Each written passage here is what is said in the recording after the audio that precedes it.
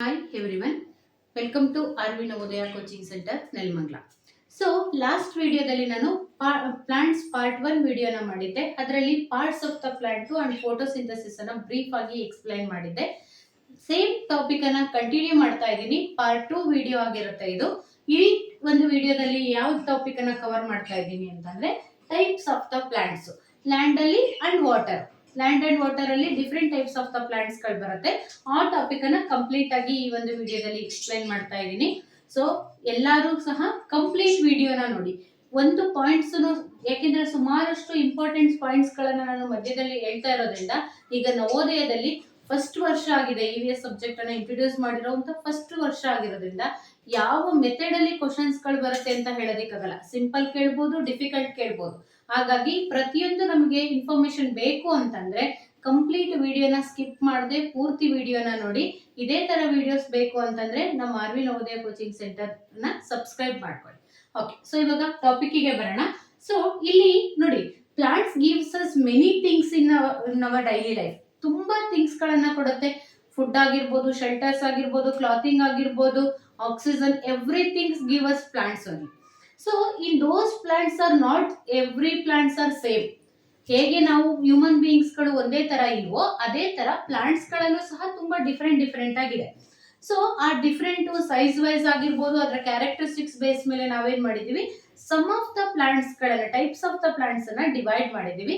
ಅದರಲ್ಲಿ ಇವಾಗ ನಾನು ಫಸ್ಟ್ ಟಾಪಿಕ್ ಅನ್ನ ತಗೊಳ್ತಾ ಇರೋದು types of the plants and land. Land ಅಲ್ಲಿ ಬರ್ತಕ್ಕಂತ ಟೈಪ್ಸ್ ಆಫ್ ದ ಪ್ಲಾಂಟ್ಸ್ ಏನು. ಸೊ ನೋಡಿ, ಲ್ಯಾಂಡ್ ಅಲ್ಲಿ ಗ್ರೋ ಆಗೋ ಪ್ಲಾಂಟ್ಸ್ ಗಳನ್ನ ನಾವು ಟೆರಿಸ್ಟೇರಿಯಲ್ ಪ್ಲಾಂಟ್ಸ್ ಅಂತಾನೂ ಕರಿತೀವಿ. ಸೊ ಲ್ಯಾಂಡ್ ಅಲ್ಲಿ ಪ್ಲಾಂಟ್ಸ್ ಆನ್ ಲ್ಯಾಂಡ್ ಅನ್ನ ಟೆರಿಸ್ಟೇರಿಯಲ್ ಪ್ಲಾಂಟ್ಸ್ ಅಂತಾನೂ ಕರಿತಾ ಹೋಗ್ತೀವಿ. ಸೊ ಇದರಲ್ಲಿ ಬೇಸ್ಡ್ ಆನ್ ದ ಸೈಜಸ್ ಆಗಿರ್ಬೋದು, ಕ್ಯಾರೆಕ್ಟರಿಸ್ಟಿಕ್ಸ್ ಬೇಸ್ ಮೇಲೆ ನಾವೇನ್ ಮಾಡಿದೀವಿ, ಇಲ್ಲಿ 5 ಟೈಪ್ಸ್ ಆಫ್ ದ ಪ್ಲಾಂಟ್ಸ್ ಅನ್ನ ನಾನು ಬರ್ದಿದ್ದೀನಿ. ಸೊ 5 ಟೈಪ್ಸ್ ಅಲ್ಲಿ ಏನೇನ್ ತರ ನಾವು ಹೇಗೆ ಐಡೆಂಟಿಫೈ ಮಾಡಬೇಕು ಅನ್ನೋದನ್ನ ಹೇಳ್ತಾ ಹೋಗ್ತೀವಿ. So the first type of the plants is a shrubs, ಗಿಡಗಳು ಅಥವಾ ಪೊದೆಗಳು ಅಂತ ಕರಿತೀವಿ ಕನ್ನಡದಲ್ಲಿ.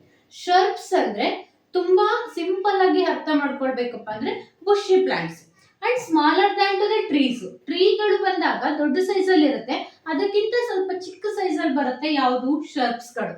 ಸೊ ಎಕ್ಸಾಂಪಲ್ ಗೆ ಒಂದು ಪಿಕ್ಚರ್ ಅನ್ನು ನಾನು ಡ್ರಾ ಮಾಡಿದ್ದೀನಿ, ರೋಸ್ ಪ್ಲಾಂಟ್ ಆಗಿರ್ಬೋದು. So rose plant is the example for shrubs. Shrubs ಅಂದ್ರೆ ಏನು, ಬುಷಿ ಪ್ಲಾಂಟ್ಸ್ ಅಂತ ಕರಿತೀವಿ. ಅದರಲ್ಲಿ ಮೆನಿ ಬ್ರಾಂಚಸ್ ಗಳಿರುತ್ತೆ. Shrubs is a smaller than to the trees. ಇದು ತುಂಬಾ ದೊಡ್ಡದಾಗೂ ಇರಲ್ಲ, ತುಂಬಾ ಚಿಕ್ಕದಾಗಿರಲ್ಲ, ಸೈಜ್ ಇನ್ ಮೀಡಿಯಂ ಸೈಜ್ ಅಲ್ಲಿ ಬರುತ್ತೆ. ಸೊ ಹಾಗಾಗಿ ನಾವೇನಂತ ಕರಿತೀವಿ, smaller than to the trees. And shrubs have many branches, ತುಂಬಾ ಬ್ರಾಂಚಸ್ ಗಳನ್ನ ಒಳಗೊಂಡಿರುತ್ತೆ ಯಾವುದು, shrubs. So and bushy area, ಬುಷಿ ಅಂತಂದ್ರೆ ಗೊತ್ತಲ್ವಾ, ಪೊದೆ ಹೆಸರಲ್ಲೇ ಇದೆ ಕನ್ನಡದಲ್ಲಿ, ಗಿಡ ಪೊದೆಗಳು ಅಂತಂದ್ರೆ ಮೆನಿ ಬ್ರಾಂಚಸ್ ಇರುತ್ತೆ. ಜೊತೆಗೆ ಇದರ ಒಂದು ಸ್ಟೆಮ್ ಏನಾಗಿರುತ್ತೆ ಅಂದ್ರೆ ಹಾರ್ಡ್ ಆಗಿರುತ್ತೆ. ಸೊ ನೋಡೋದಕ್ಕೆ ಚಿಕ್ಕದಾಗಿರುತ್ತೆ stem, but the stem is hard. The example plants are rose and cotton and tulsi, lemon. These are the example for shrubs. ಒಂದ್ಸಲ ಥಿಂಕ್ ಮಾಡಿ ನೋಡಿ, ರೋಸ್ ಪ್ಲಾಂಟ್ ನ ಸ್ಟೆಮ್ ಏನಾಗಿರುತ್ತೆ, ತುಂಬಾ ಹಾರ್ಡ್ ಆಗಿರುತ್ತೆ. ಹೈಬಿಸ್ಕಸ್, ದಾಸವಾಳ ಹೂ ಗಿಡ ನೋಡಿದ್ದೀರಾ, ಅದು ಸಹ ಏನಾಗಿರುತ್ತೆ, ಬುಷಿ ಏರಿಯಾಸ್ ಇರುತ್ತೆ, ಜೊತೆಗೆ ಹಾರ್ಡ್ ಆಗಿರುತ್ತೆ. ಇನ್ನೊಂದು ಪಾಯಿಂಟ್ ಏನಪ್ಪಾ ಅಂದ್ರೆ, ಶರ್ಬ್ಸ್ ಲೀವ್ ಫಾರ್ ಮೆನಿ ಇಯರ್ಸ್. ತುಂಬಾ ವರ್ಷಗಳ ಕಾಲ ಏನಾಗುತ್ತವೆ, ಶರ್ಬ್ಸ್ ಗಳು ಜೀವಿಸ್ತವೆ. ಸೊ ಜೊತೆಗೆ ಇದಕ್ಕೆ ಇರ್ತಕ್ಕಂತ ಮೇನ್ ಐಡೆಂಟಿಫಿಕೇಶನ್ ಮಾರ್ಕ್ ಏನಪ್ಪಾ ಅಂದ್ರೆ, hard stem, many branches, smaller than to the trees. ಇಷ್ಟು ನೆನ್ಪಿರ್ಬೇಕು ನಿಮಗೆ, ಈಸಿಯಾಗಿ ನೆನ್ಪಿಟ್ಕೋಬಹುದು. ಸೊ ಇಲ್ಲಿ ಎಕ್ಸಾಂಪಲ್ ಅಂತ ನಾವು ತಗೊಂಡಾಗ, ಶರ್ಬ್ಸ್ ಗೆ example rose, cotton, hibiscus, lemon. These are the examples of shrubs. The shrubs is the first type of the plant. Next ಬಂದು second one ಬಂದು herbs. Herbs ಅಂದ್ರೆ ಗಿಡಮೂಲಿಕೆಗಳು. ಸೊ herbs ಅಂದ್ರೆ ಏನಾಗಿರುತ್ತಪ್ಪ ಅಂದ್ರೆ, herbs are the smaller than to the shrubs. herbs ಗಳು ಹೇಗಿರುತ್ತಪ್ಪ ಅಂದ್ರೆ, ಈಗ ನಾನೇನ್ ಶರ್ಬ್ ಹೇಳ್ದೆ, ಬುಷಿ ಪ್ಲಾಂಟ್ಸ್ ಗಳನ್ನ ಹೇಳ್ದೆ, ಅದಕ್ಕಿಂತ ತುಂಬಾ ಚಿಕ್ಕದಾಗಿರುತ್ತೆ, ಸ್ಮಾಲರ್ ಸೈಜಸ್ ಅಲ್ಲಿ ಇರುತ್ತೆ, ವೆರಿ ಸ್ಮಾಲ್ ಸೈಜ್. ಇದು ಮೀಡಿಯಂ ಸೈಜ್ ಅಲ್ಲಿ ಬರುತ್ತೆ, ವೆರಿ ಸ್ಮಾಲ್ ಸೈಜ್ ಅಲ್ಲಿ. For example grass, best example. Grass, mint, coriander, spinach, these are the examples of herbs. Herbs ಅಲ್ಲಿ ಏನಾಗಿರುತ್ತಪ್ಪ ಅಂದ್ರೆ, ವೀಕ್ ಸ್ಟೆಮ್ ಇರುತ್ತೆ. ನೋಡಿ, ಮುಟ್ಟಿದ ತಕ್ಷಣ ಇವಾಗ ನಾವು ಅಡುಗೆಗೆ ಬಳಸ್ತಕ್ಕಂತ ಆಲ್ಮೋಸ್ಟ್ ಸೊಪ್ಪುಗಳನ್ನೆಲ್ಲ ನಾವೇನಂತ ಕರಿತೀವಿ, ಈ ಹರ್ಬ್ಸ್ ಗೆ ಎಕ್ಸಾಂಪಲ್ ಆಗಿ ತಗೊಳ್ತೀವಿ. ಮಿಂಟ್ ಆಗಿರ್ಬೋದು, ಗ್ರಾಸ್ ಆಗಿರ್ಬೋದು, ಕೊರಿಯಂಡರ್ ಆಗಿರ್ಬೋದು, ಟಚ್ ಮಾಡಿದ್ರೇನೆ ಅದು ಕಟ್ ಆಗೋಗುತ್ತೆ. That means herbs have the weak stem. ಅದಕ್ಕೆ ಏನಾಗಿರುತ್ತೆ, weak and green colour stem ಅನ್ನ ಹೊಂದಿರುತ್ತೆ. So herbs having green colour and the soft and the weak stem. Soft ಅಂತಾನು ಮೆನ್ಷನ್ ಮಾಡಬಹುದು, ವೀಕ್ ಸ್ಟೆಮ್ ಅಂತಾನು ಮೆನ್ಷನ್ ಮಾಡಬಹುದು. ಸೊ ಇವು ಮೆನಿ ಇಯರ್ಸ್ ಲೀವ್ಸ್ ಅಲ್ಲ. ಶೋಪ್ಸ್ ಆದ್ರೆ live for many years, but herbs are not many years. ಈಗ ನೋಡಿ, ನಾವೇನೋ ಕೊರಿಯಂಡರ್ ಬೆಳೆಸಿದೀವಿ, ತಗೊಂಡ್ ಬಂದ್ ಅಡಿಗೆಗೆ ಹಾಕಿದ್ರೆ ಮುಗೀತು, ಅದು ಮೆನಿ ಇಯರ್ಸ್ ಜೀವಿಸುತ್ತಾ? No. So like that the herbs have weak stem, green colour stem and smaller than to the shrubs ಅಥವಾ very small in size. And another one thing is the herbs used to make the medicine or for cooking purpose. Almost ನಾವು plants ಗಳನ್ನ ಎಲ್ಲಾದ್ರೂ ಕುಕಿಂಗಿಗೆ, ಮೆಡಿಸನ್ಗೆ use ಮಾಡ್ತೀವಿ.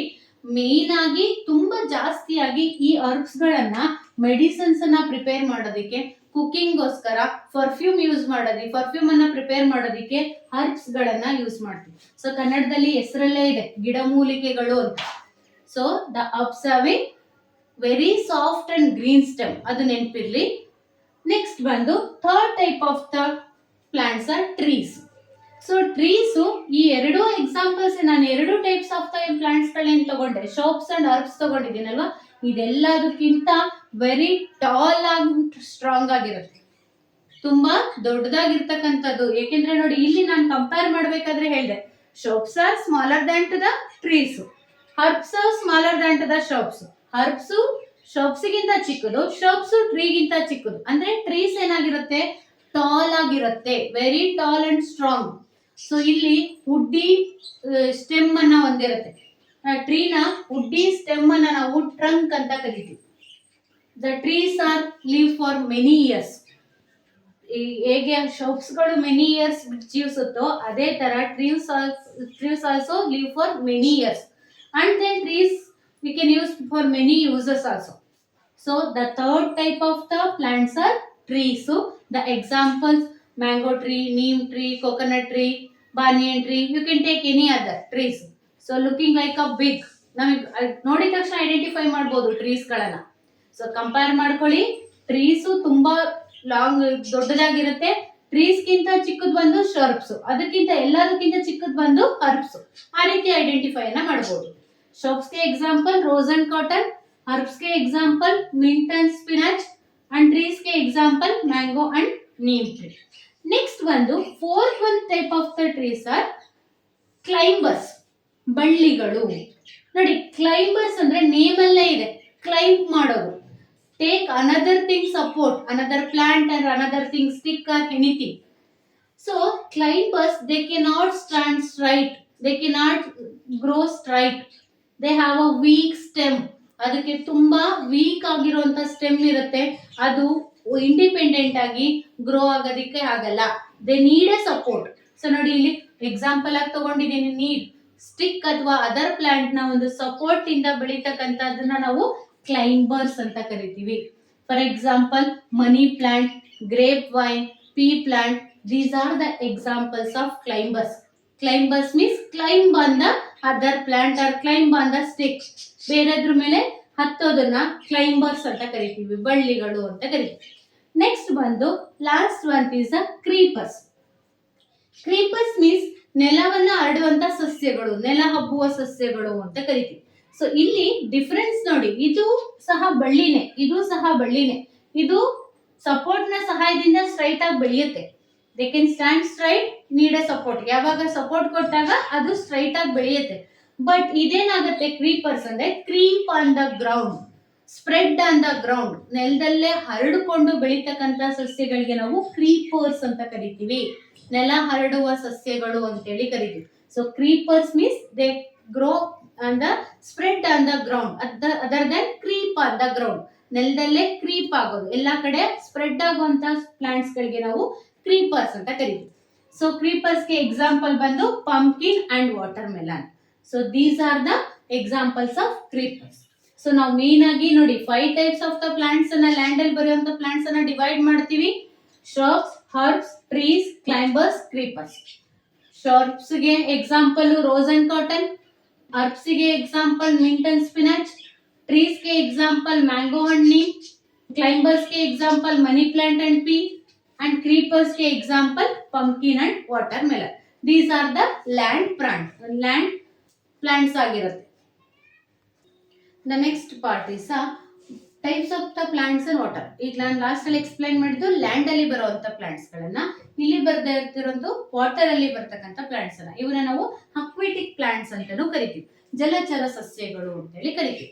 ಈ water plants ಗಳನ್ನ, ಅಕ್ವೇಟಿಕ್ plants ಗಳಲ್ಲೂ ಸಹ 3 types of the plants ಬರುತ್ತೆ. Floating plants, fixed plants and underwater plants ಅಂತ ಕರಿತೀವಿ. Floating, fixed, underwater plants. First one ತಗೊಳ್ಳೋದಾದ್ರೆ ಫ್ಲೋಟಿಂಗ್ ಪ್ಲಾಂಟ್ಸ್. ಹೆಸರಲ್ಲೇ ಇದೆ ನೋಡಿ, ನೇಮ್ ಅಲ್ಲೇ ಇದೆ, ಫ್ಲೋಟಿಂಗ್ ಅಂದ್ರೆ float on the surface of the water, ನೀರಿನ ಮೇಲ್ಭಾಗದಲ್ಲಿ ಫ್ಲೋಟ್ ಮಾಡ್ತಕ್ಕಂಥ ಪ್ಲಾಂಟ್ಸ್ ಗಳಿಗೆ ನಾವು ಫ್ಲೋಟಿಂಗ್ ಪ್ಲಾಂಟ್ಸ್ ಅಂತ ಕರಿತೀವಿ. Examples of the floating plants are water hyacinth and duckweed. Water hyacinth and duckweed is the examples for the floating plants. ಈ floating plants ಅಲ್ಲಿ important ಆಗಿ ಏನಾಗಿರುತ್ತಪ್ಪ ಅಂದ್ರೆ ಅದರ ಬಾಡಿ ಏನಾಗಿರುತ್ತಪ್ಪ ಅಂದ್ರೆ ಸ್ಪಾಂಜಿ ಬಾಡಿ ಆಗಿರುತ್ತೆ.